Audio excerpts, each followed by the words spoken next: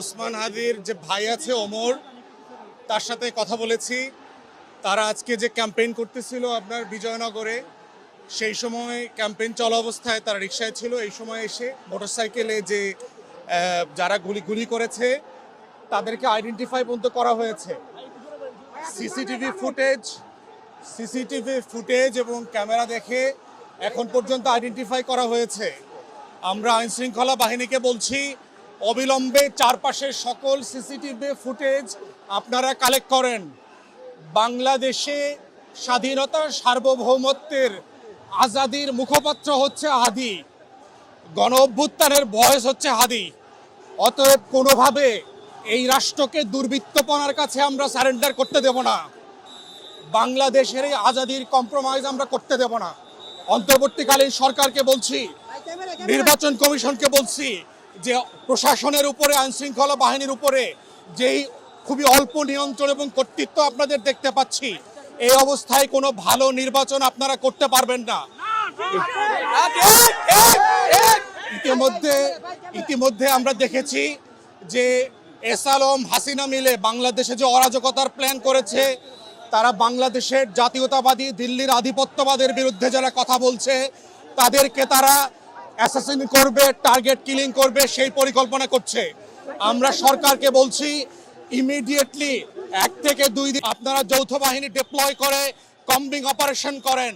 বাংলাদেশের কয়েক হাজার রাজনৈতিক গুন্ডা পান্ডাকে ইমিডিয়েটলি গ্রেফতার করা জরুরি হয়ে গেছে, যারা বিভিন্ন রাজনৈতিক দলের ব্যানারে বসে বাংলাদেশে একটা অস্থিরতা, অরাজকতা এবং নির্বাচন ভণ্ডুল করবার চেষ্টা করছে।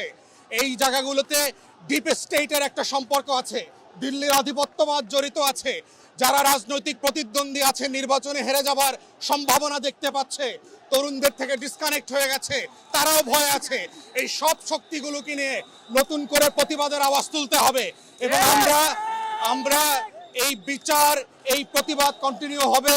আমি সরকারের বিভিন্ন মহলে ইতিমধ্যে কথা বলেছি, যদি প্রয়োজন হয় এয়ারলিফট করে তাকে সিএমএইচে নেওয়া দরকার, যদি প্রয়োজন হয় দেশের বাইরে চিকিৎসার জন্য নেওয়া দরকার। যারা সাক্ষী আছেন, যারা ঘটনা দেখেছেন, তারা ইতিমধ্যে নিরাপত্তাহীনতায় ভুগছেন, তাদের নিরাপত্তার ব্যবস্থা করতে হবে। আইন শৃঙ্খলা বাহিনীকে আমরা বলছি, আপনারা ভিজিল্যান্ট থাকেন। অন্তর্বর্তীকালীন সরকারের যে কোনো ডিসাইসিভ অ্যাকশনের পক্ষে যেন আমরা থাকেন। আমরা দেশবাসীর কাছে দোয়া চাই, সবার জন্য দোয়া চাই, আমাদের সবার জন্য দোয়া চাই যেন আল্লাহ তাআলা এই জাতিকে হেফাজত করে, দেশপ্রেমিক জনগণ এবং যারা জাতীয় নেতা আছেন তাদেরকে হেফাজত করেন। আমরা সেটাই চাই। গতকালকে তফসিল ঘোষণা হয়েছে, আজকে এইরকম একটা ঘটনা ঘটলো, ঘটনা, তো এটাকে ভোট ভণ্ডুলের কোনো ষড়যন্ত্র হিসেবে দেখছেন কিনা? নিঃসন্দেহে আওয়ামী লীগ এবং ভারত চাচ্ছে এই ভোটটায়, নির্বাচনটাকে একটা অরাজকতার মধ্য দিয়ে ভণ্ডুল করে দিতে। এই আশঙ্কা আমরা বহু মাস থেকে করছি। অতএব এটাকে চ্যালেঞ্জ আকারেই অন্তর্বর্তীকালীন সরকারকে নিতে হবে এবং দেশপ্রেমিক গণ অভ্যুত্থানের পক্ষের শক্তি যারা আছে, ভারতের পুরাতন দালাল দিল্লির এবং দিল্লির যারা নতুন দালাল পরিণত হয়েছে, এই সব দালালকে মোকাবেলা করতে হবে একসাথে। তা না হলে বাংলাদেশের স্বাধীনতা, সার্বভৌমত্ব এবং গণ অভ্যুত্থান নাই হয়ে যাবে। সেই জন্য আমরা দেশবাসীকে অনুরোধ করছি, ভিজিল্যান্ট থাকেন, রাস্তায় আপনার স্বাধীনতা লাল সবুজের পতাকা পাহারা দিতে থাকেন। প্রত্যেকে এক একজন করে শরীফ ওসমান হাদি হয়ে যান। বাংলাদেশের কোটি কোটি ওসমান হাদিকে কেউ হত্যা করতে পারবে না।